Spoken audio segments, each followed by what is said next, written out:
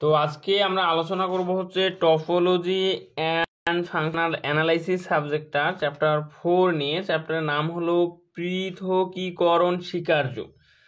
তো এই চ্যাপ্টারটা আলোচনা করতে গেলে আমাদের যে বিষয়গুলি জানতে হবে সেটা হলো টি নট জগৎ বা টি নট স্পেস। এখানে একটু খেয়াল করেন যে এখানে একটি টপোলজিক্যাল জগৎ এক্স কমা টি কে, তাহলে এখানে দুইটা চিত্র দেওয়া রয়েছে, কারণ দুইভাবে লেখা যায়। তো আমরা একটা দেখেন এক্স কমা টি, এটা একটা টপোলজিক্যাল জগৎ, এটা আবার অন্য আরেকটা। তো দুটাই দেখেন। তো এখানে আপাতত আপনি একটা টপোলজিক্যাল জগৎ নিয়ে চিন্তা করেন, এটাকে আমি 1 নাম্বার দিলাম, এটাকে 2 নাম্বার। আপনি 1 নং যে টপোলজিক্যাল জগৎ সেটা নিয়ে একটু চিন্তা করেন যে একটি টপোলজিক্যাল জগৎ x comma T K T not জগৎ বলে। তাহলে একটা এক্স কমা টি টপোলজিক্যাল জগৎকে টি নট জগৎ বলা হবে যদি এবং কেবলমাত্র যদি ভিন্ন দুটি এ কমা বি বিলংস টু এক্স। তার মানে কি, যে এক্স যে টপোলজিক্যাল জগৎটা এর মধ্যে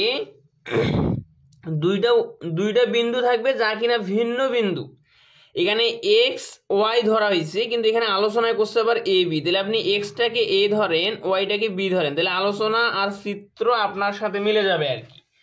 তাহলে এখন দেখেন, তাহলে যদি এবং কেবল যদি কি হয়, এক্স এর মধ্যে এই যে একটা বিন্দু এ, এই একটা বিন্দু বি, এবং এই এ বি কার উপাদান? অবশ্যই এক্স এর উপাদান, যেহেতু এক্স এর মধ্যে রয়েছে। তাহলে এ কমা বি বিলংস টু এক্স, প্রত্যেক জোড়ার জন্য একটি খোলা সেট জি বিদ্যমান থাকে। এখানে একটা খোলা সেট, এই যে এখানে একটা সেট অঙ্কন করে এটার নাম দেওয়া হলো খোলা সেট জি বিদ্যমান থাকে, যেন জি এদের একটি বিন্দুকে ধারণ করে। জি এদের একটি বিন্দুকে ধারণ করে বলতে এখানে তো বিন্দু আছে দুইটা, একটা এ আর একটা বি, এক্স ওয়াই কিন্তু না, এখানে আলোচনায় এ বি দিয়ে করা আছে। এ বি ধরেন, একটা আছে এ একটা বি, আর এখানে জি বিন্দুটা শুধুমাত্র এক্স কে দেখেন ধারণ করতেছে। এইটা তো জি, জি এর মধ্যে এক্স মানে এই বিন্দুটা শুধু রয়েছে আর বিটা বাহিরে রয়েছে। তাহলে আমাদের আলোচনাটা এভাবে হবে যে জি বিদ্যমান থাকে যেন কি হয়, জি এদের একটি বিন্দুকে ধারণ করে, অর্থাৎ এ কে শুধু ধারণ করতেছে, বি কে কিন্তু ধারণ করে নাই, কিন্তু অন্যটিকে না, মানে অন্যটিকে ধারণ করে না। অর্থাৎ এ কে দেখেন ধারণ করতেছে জিটা, এ বিলংস টু জি, কিন্তু বি কে কিন্তু ধারণ করে নাই, এই বাউন্ডারির মধ্যে বি নাই, কাজেই বি নট বিলংস টু জি। অথবা যখন আসে তখন আপনি 2 নম্বর চিত্রটা একটু খেয়াল করবেন। অথবা এইটা যদি আপনার অথবার ক্ষেত্রে এইটা হলো বি আর এইটা হলো এ, দেখেন এটাকে আবদ্ধ করছে জি, তাহলে এই যে বিটা কার উপাদান? জি এর মধ্যে আছে, তাহলে এই যে বি বিলংস টু জি, কিন্তু এটা জি এর বাইরে রয়েছে, তার মানে এ জি এর উপাদান নয়, এ নট বিলংস টু জি। এটাই হলো টি নট জগৎ। বুঝছেন কিনা দেখেন। মানে এখানে বলা হয়েছে শেষের লাইন, এইটাও কিন্তু আপনার যদি পড়েন তবুও বুঝতে পারবেন এটা সারমর্মটা, যে প্রত্যেক বিক্ষিপ্ত টপোলজিক্যাল জগৎ হলো টি নট জগৎ। প্রত্যেক বিক্ষিপ্ত মানে দেখেন এটা জি এর মধ্যে আছে, বিটা কিন্তু নাই, আবার বিটা জি এর মধ্যে আছে, এটা নাই। এই হলো টি নট জগৎ। আশা করি বুঝছেন। এখন টি ওয়ান জগৎটা দেখেন।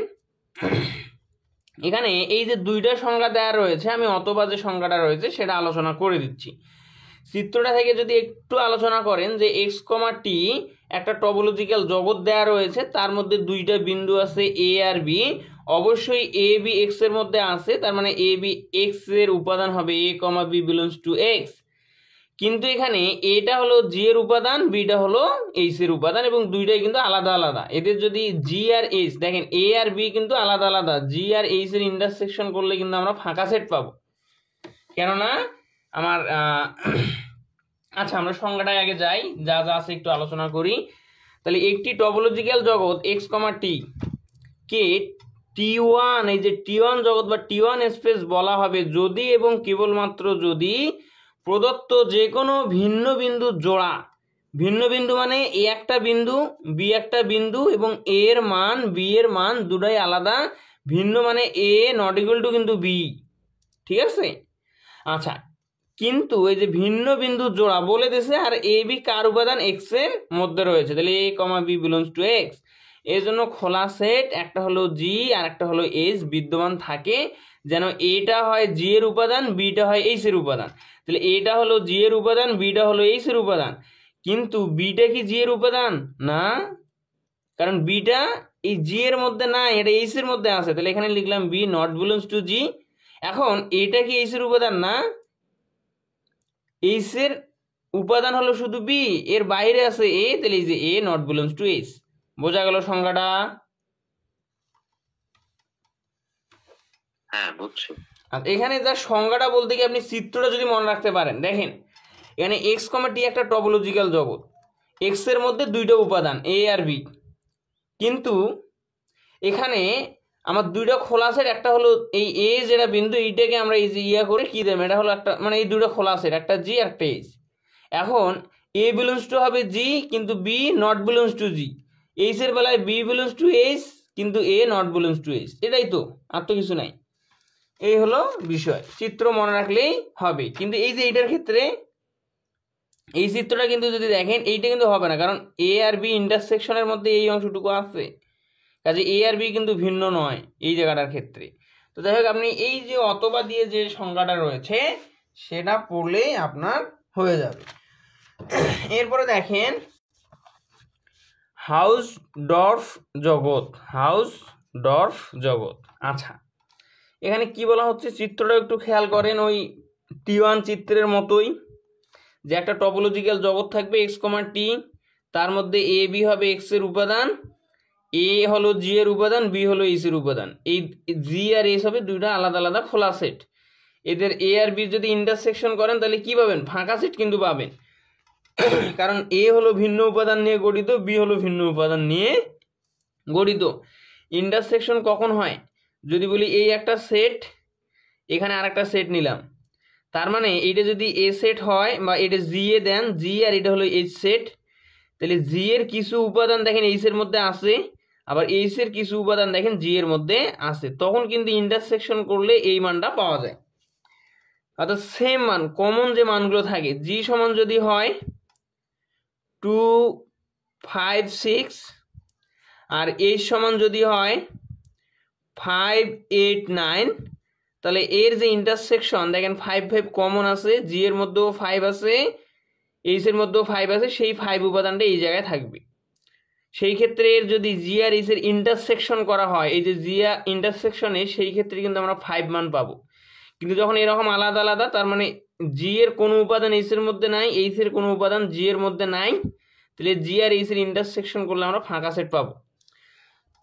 এখন আমরা সংজ্ঞাটা দেখি, এখানে এক্স একটা টপোলজিক্যাল জগৎ, টি একটা টপোলজি আর কি, তাহলে একটি টপোলজিক্যাল জগৎ এক্স কমা টি কে হাউসডর্ফ জগৎ বলা হয়। এই হাউসডর্ফ জগতের আরেকটা নাম হলো টি2, তাহলে টি2 জগৎ বলে যদি এবং কেবল যদি এক জোড়া ভিন্ন বিন্দু, বলা হয়েছে এক জোড়া ভিন্ন বিন্দু, তার মানে এ আর বি সমান নয়, এ এর মান আলাদা বি এর মান আলাদা, তাহলে এ আর বি আবার কার মধ্যে আছে, এক্স এর মধ্যে আছে, তাহলে এ কমা বি বিলংস টু এক্স, এর জন্য দুটি উন্মুক্ত সেট, একটা হলো জি আর একটা হলো এইচ বিদ্যমান থাকে, যেন জি এর মধ্যে কি আছে এ, তাহলে এ বিলংস টু জি, এইচ এর মধ্যে কি আছে বি, তাহলে বি বিলংস টু এইচ, এই যে A belongs to G B belongs to H, এবং এদের ইন্টারসেকশন করলে কোনো কমন উপাদান পাওয়া যাবে না, তাহলে জি ইন্টারসেকশন এইচ সমান কি পাবো আমরা, ফাঁকা সেট পাবো।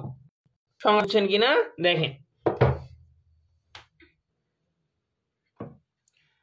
হ্যাঁ বুঝছি ভাই না বুঝলে বলবেন, যদিও এগুলো মানে বোঝেন তো, এগুলো প্র্যাকটিসের বিষয়, কিন্তু না বুঝলে অবশ্যই বলবেন, বোঝারও কিন্তু আছে অনেক কিছুই।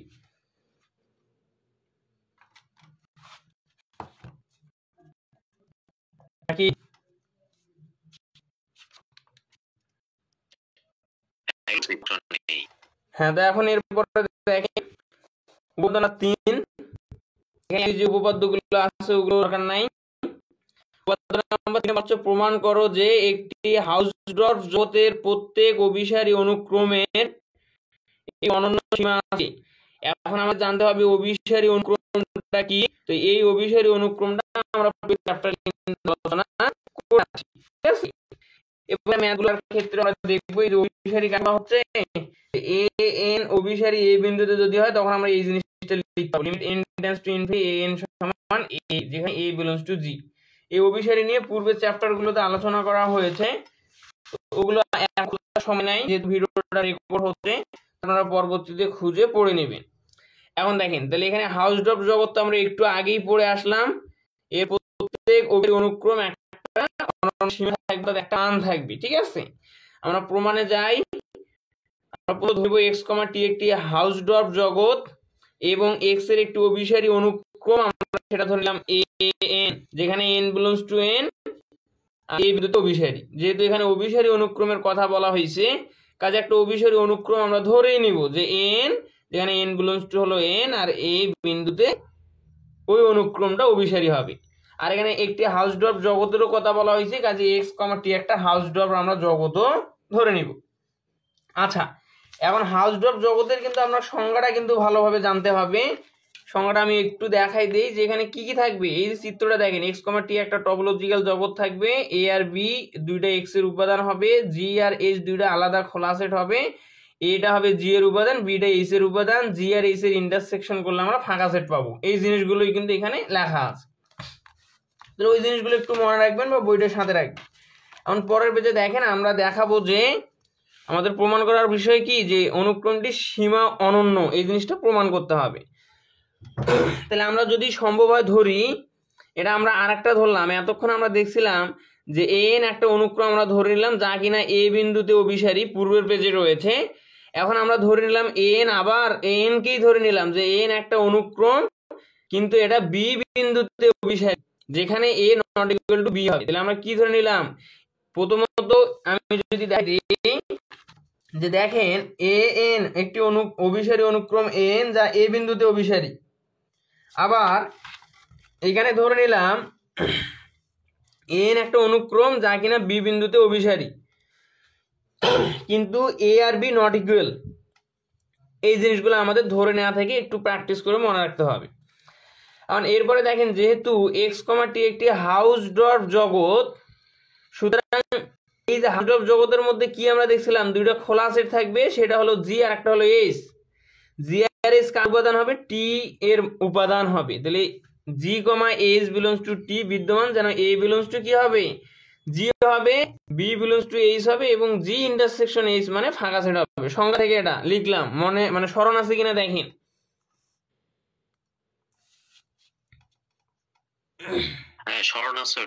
ঠিক আছে, আবার দেখেন an বিন্দুতে অভিসারী, an অভিসারী কোন বিন্দুতে, a বিন্দুতে।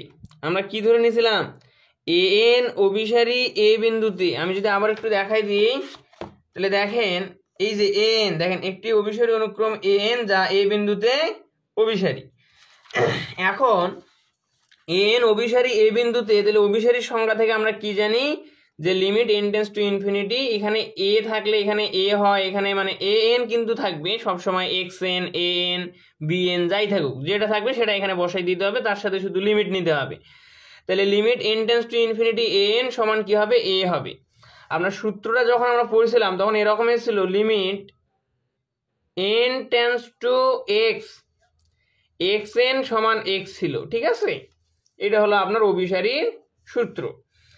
এখন দেখেন তাহলে a, যেখানে এটা হবে g এর উপাদান। এরপরে দেখেন দেয়ার এক্সিস্ট, এইটা কিন্তু আমার লাইন ক্লোজ আর কি। এরপরে আরেকটা লাইন আমরা নিলাম, যেখানে একটা n নট থাকবে।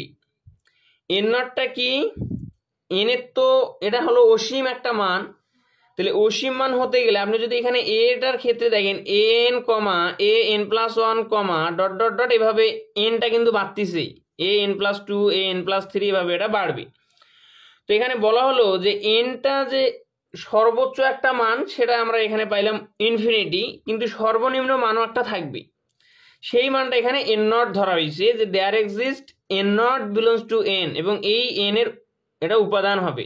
এন মানে কি, ন্যাচারাল নাম্বার, স্বাভাবিক সংখ্যার একটা সেট বা স্বাভাবিক সংখ্যা হবে আর কি, এটা একটা সসীম মান হবে।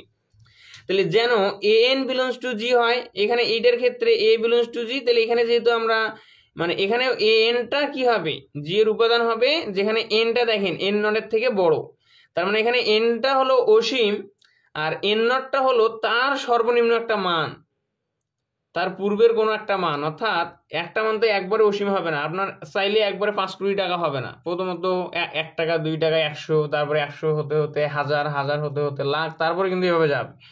তো এরকম এটা হলো আদি একটা মান এন নট। তাহলে এন নটের থেকে যে এন টেন্স টু ইনফিনিটি মানে অসীম একটা মান অনেক, তাহলে কি হবে এই যে এন নটের থেকে অবশ্যই এনটা বড় হবে, এই হলো বিষয়। তাহলে এখানে এইটা অভিসারীর সংজ্ঞা থেকে লিখলেন দেয়ার এক্সিস্ট এন নট, এটা এন এর উপাদান হবে, এবং এনটা জি এর উপাদান হলে অবশ্যই এনটাও জি এর উপাদান হবে, আর এখানে এন নটের থেকে অবশ্যই এনটা বড়, কারণ এনটা হলো অসীম, এন নটটা হলো সসীম একটা মান। তাহলে এইটা থেকে আমার কি বোঝাচ্ছে যদি একটু দেখেন, যে জি যেটা রয়েছে জি অনুক্রমটি সসীম পদ কিন্তু ধারণ করতেছে না, জি এই যে এ যেটা ধারণ করতেছে, এ কে ধারণ করতেছে, এ কার মধ্যে আছে, জি এর মধ্যে। তার মানে এই যে জি যেটা রয়েছে সেই জিটা কিন্তু সসীম সংখ্যক পদ ধারণ করে না, মানে জি অনুক্রমটি সসীম সংখ্যক পদ ব্যতীত, মানে সসীম যেগুলো সেগুলোকে বাদ দিয়ে, ব্যতীত মানে কি বাদ দিয়ে সকল পদ ধারণ করে। তাহলে সসীম পদ বাদ দিলে কি বাকি থাকে, অসীম পদ। তার মানে এই জিটা অসীম পদগুলো ধারণ করে, জিটা কি করে অসীম পদগুলো ধারণ করে। তাহলে জি অনুক্রমটি সসীম সংখ্যক পদ ব্যতীত সকল পদ ধারণ করে। এখন সসীম সংখ্যক পদ কেন দেখেন, এই যে এন নট কে বাদ দিয়ে এন নটের থেকে বড় মান, তার মানে এন কে ধারণ করতেছে, আর এন মানে হলো অসীম, তার মানে অসীম সংখ্যক পদ ধারণ করে। কথাটা কি বুঝছেন?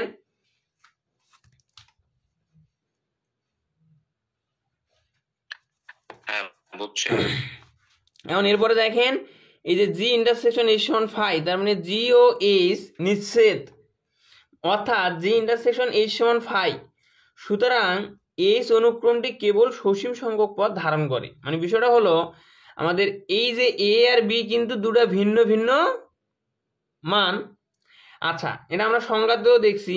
তাহলে জি যদি সসীম সংখ্যক পদ ধারণ করে, মানে সরি জি যদি অসীম সংখ্যক পদ ধারণ করে, তাহলে এইচটা আপনার সসীম সংখ্যক পদ ধারণ করবে, কেননা এ আর বি অথবা জি আর এইচ এর মধ্যে কোনো কমন উপাদান থাকবে না।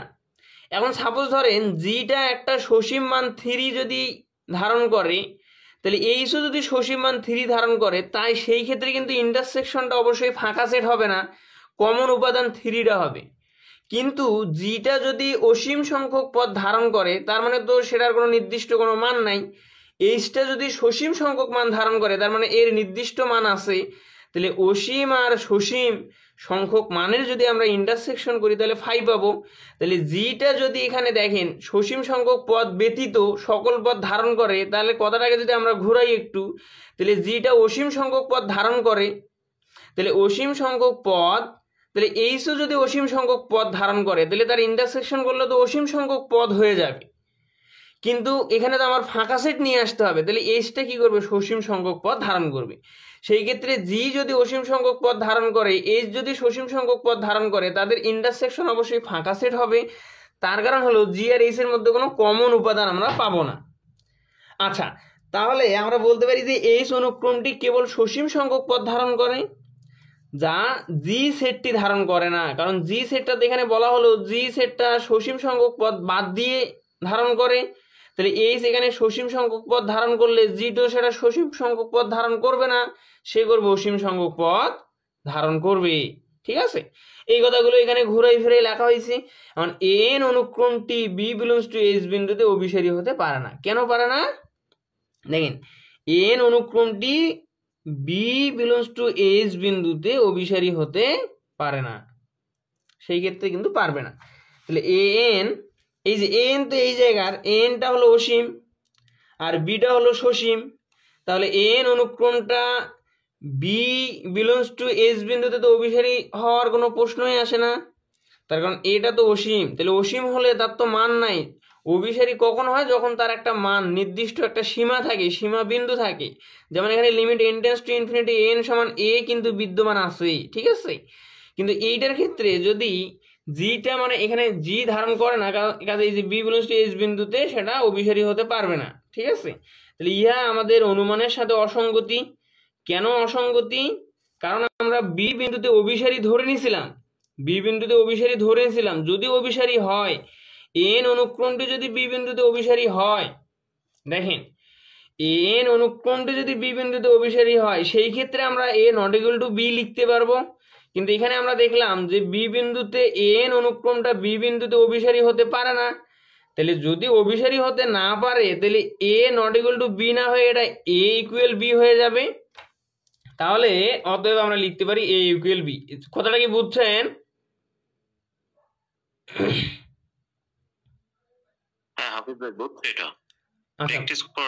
না না, প্র্যাকটিস না ভাই, এই জিনিসটা বোঝারে আছে। দেখেন আমরা ধরে নিয়েছিলাম এন অনুক্রমটি বি বিন্দুতে অভিসারী, তাহলে এন বিন্দুতে বি বিন্দুটা অভিসারী হলে আমাদের এ নট ইকুয়াল টু বি হবে, এই কন্ডিশন।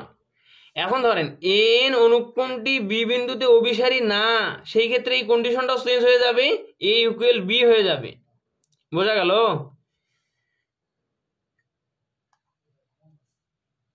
এখন এখানে দেখেন এন অনুক্রমটি বি বিন্দুতে অভিসারী হতে পারে না, তার মানে অভিসারী না। তাহলে অভিসারী হলে এ নট ইকুয়াল বি হয়, তাহলে যেহেতু অভিসারী না, কাজে এটা কি হবে, এ ইকুয়াল বি হবে। জিনিসটা কি বুঝছেন কিনা? মানে এটা প্র্যাকটিস না, বুঝছেন কিনা দেখেন।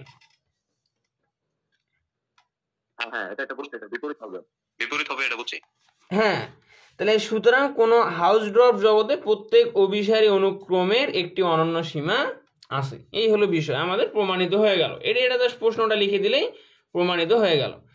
এখন দেখেন উপপাদ্য নাম্বার 4 বলা হচ্ছে প্রমাণ করো যে কোনো হাউস ড্রপ জগতের প্রত্যেক সংবদ্ধ উপসেট আবদ্ধ। তাহলে আমরা যাই হাউস ড্রপ জগৎ কাকে বলে এটা আমরা জানি। তাহলে এখন মনে করি এক্স কমা টি একটি টি2, এই হাউস ড্রপের আরেকটা নাম হলো টি2। তাহলে এক্স কমা টি একটি টি2 জগৎ, এবং এখানে এক্স হলো এক্স এর একটি এক উপাদানী উপসেট, এখানে এক্স একটা সেট আর কি, এবং এটা কার সেট, এক্স এর একটা উপসেট। এখন আমরা ধরে নিলাম হাউস ড্রপ জগতে কি এ আর একটা যদি বি ধরে নিই, এই দুইটা বিন্দু কিন্তু ভিন্ন ভিন্ন হয়। আমি আরেকবার সংজ্ঞাটা দেখাই, কারণ এটা আমাদের প্রয়োজন হবে, সংজ্ঞাটা আমাদের প্রয়োজন হবে। দেখেন এখানে কি এক জোড়া ভিন্ন বিন্দু এ আর বি কিন্তু থাকবে, তার মানে এটা যদি এক্স হয় এটা ওয়াই হয়, এক্স আর ওয়াই কিন্তু সমান হবে না, সেটা ভিন্ন ভিন্ন হবে। তাহলে এই জিনিসটা একটু মনে রাখেন, এখানে আগে একটু বুঝে দিই। তাহলে দেখেন এখানে তো আমাদের টি2 হলো হাউস ড্রপ জগৎ, তাহলে এখানে এই যে এক্স এর একটা উপাদান আমরা এক্স ধরে নিলাম, মানে এক্স সেট আর কি, এক উপাদানই সেট, অর্থাৎ ওই সেটটার মধ্যে একটা উপাদানই আছে, সেটা হলো এক্স। তাহলে ধরি ওয়াই বিলংস টু এক্স, তাহলে ওয়াইটাও এক্স এর মধ্যে দুইটা উপাদান থাকবে ভিন্ন ভিন্ন, একটা এক্স একটা ওয়াই, বা একটা এ একটা বি। তাহলে এখানে তো আমরা একটা এক্স ধরে নিলাম, তাহলে আর একটা ধরে নিলাম y, y belongs to x. এবং সেই ক্ষেত্রে কি হবে, হাউস ড্রপ জগতে আমরা দেখলাম যে দুইটা বিন্দু কিন্তু ভিন্ন দুইটা বিন্দু হতে হবে। তাহলে এখানে ওয়াই আর এক্স তো নট ইকুয়াল হবে, কারণ দুইজনে তো ভিন্ন, ইকুয়াল দেওয়ার কোনো প্রশ্নই ওঠে না। যেহেতু এক্স কমাটি একটি টি2 জগৎ, এই যেখানে উল্লেখ করেও দেওয়া হয়েছে, যারা এই কথাটা বুঝতেছেন না, টি2 জগৎটা বা হাউস ড্রপ জগতের সংখ্যাটা একটু ভালোভাবে দেখেন। তাহলে সুতরাং টি খোলা সেট এইচ বিদ্যমান থাকবে, টি খোলা সেট এইচ বিদ্যমান থাকবে, দুইটা খোলা সেটও বিদ্যমান থাকে, একটা জি একটা এইচ, সেই একটা এইচ বিদ্যমান থাকবে যা ওয়াই কে ধারণ করে কিন্তু এক্স কে না। তারা কি একটা বিন্দুকে ধারণ করবে আর একটাকে করবে না। আমি যদি আবার সংখ্যাটা দেখাই দিই, মানে জাস্ট সংখ্যাটা আসলে ভালোভাবে বুঝতে হবে। দেখেন এ কি করে জি কে ধারণ করে, আর বি কি করে এইচ কে ধারণ করে, কিন্তু এ কিন্তু বি কে ধারণ করে না, বি নট বিলংস টু জি, আবার এ নট বিলংস টু এইচ, এটা কিন্তু আমরা সংজ্ঞা থেকেই জানি। তো ওই কথাটাই মূলত এখানে বলা হয়েছে যে কি হবে, যে এইচ আর জি কিন্তু বিদ্যমান থাকবে, তাহলে একটা খোলা সেট এইচ বিদ্যমান থাকবে যা কি করবে, ওয়াই কে ধারণ করবে, কিন্তু আর একটা যে উপাদান রয়েছে এক্স, এক্সটাকে তো সে ধারণ করতে পারবে না। তাহলে ওয়াই যা এক্স হতে ভিন্ন, অর্থাৎ ওয়াই আর এক্স দুটাই কি আলাদা আলাদা, তাহলে এক্স এর সীমা বিন্দু হতে পারে না। তাহলে ওয়াই আর এক্স ভিন্ন, তাহলে এক্স সেটটা কি, অর্থাৎ ওয়াই এর সীমা বিন্দু হতে পারবে না, কারণ এরা দুজনে আলাদা আলাদা। এখন দেখেন এক্স এর ডিরাইভ সেট, এই যে এক্স এর ডিরাইভ সেট মানে হলো এক্স, এই যে সেট তো থাকবে, এই যে এক্স সেকেন্ড ব্র্যাকেট দেওয়া আছে না, এটা একটা সেট, এর ডিরাইভ সেটটা হলো এর প্রাইম, এবং প্রাইম সমান কি লেখা যায়, ফাই লেখা যায়। এখন এটা কিন্তু আপনার জানা মান যে এক্স এর ডিরাইভ সেট এক্স প্রাইম সমান কিন্তু ফাই লিখতে পারবেন। এখন আমরা এই যে আরেকটা সূত্র আছে এখানে দেখেন, খেয়াল করেন যে এ ক্লোজার, এটাকে এ ক্লোজার বলা হয়, এ বার যেটা দেওয়া রয়েছে এ ক্লোজার সমান লেখা যায় এ ইউনিয়ন এ প্রাইম। এটা ডি মর্গানের একটা উপপাদ্য ছিল আর কি, ওখান থেকে এটা লেখা যায়। এটা সূত্র যে এ ক্লোজার সমান এ ইউনিয়ন এ ক্লোজার বা এ এর কমপ্লিমেন্ট, অর্থাৎ এ এর বিপরীত বা পূরক একটা সেট। তাহলে এখন দেখেন এক্স ক্লোজার মানে কি লেখা যাবে, এক্স সেটটা তার সাথে ইউনিয়ন এক্স সেটের বিপরীত অর্থাৎ এক্স প্রাইম। এই এখানে এ এর জায়গায় শুধু এক্স সেটটা বসে দেন, তাহলে এই লাইনটা পাবেন বা এই সমীকরণটা পাবেন। এখন সমান এক্স সেট তো এক্স সেটেই, ইউনিয়ন তো ইউনিয়ন এক্স প্রাইম মানে কি ফাই, এই যে ফাই বসাই দিলাম। এখন ফাই এর সাথে যদি এক্স সেট অর্থাৎ ফাঁকা সেটের সাথে এক উপাদানি একটা সেট যদি ইউনিয়ন করা হয় তাহলে আমরা এক্স সেট পাবো। আচ্ছা, তাহলে এক্স সেট আমরা পাইলাম। এখন আবদ্ধ হওয়ার যে সূত্র সেটা হলো এই জিনিসটা যে এ আবদ্ধ হবে কখন, যদি এবং কেবল যদি এ ক্লোজার সমান এ হয়। তাহলে এখানে এক্স ক্লোজার সমান এক্স আমরা পাইছি, তাহলে এক্সটা হবে আবদ্ধ। অতএব একটি টি2 জগতের প্রত্যেক এক উপাদানি উপসেটটা হবে আবদ্ধ বা বদ্ধ, সেম জিনিস। এটাই হলো এর প্রমাণ। দেখেন বুঝছেন নাকি বোঝেন নাই? বুঝছি সুন্দরভাবেই। ঠিক আছে, আজকের ক্লাসে এই পর্যন্তই। এই চ্যাপ্টারের পরের যে উপপাদ্য 5 রয়েছে সেটা 2022 সালে চলে আসছে, আর এরপরে তেমন কোনো সালের এই ম্যাথ এই চ্যাপ্টারে নাই। ইনশাআল্লাহ নেক্সট ক্লাসে চ্যাপ্টার নাম্বার 5 নিয়ে আলোচনা হবে, সংযুক্ততা, ইনশাআল্লাহ।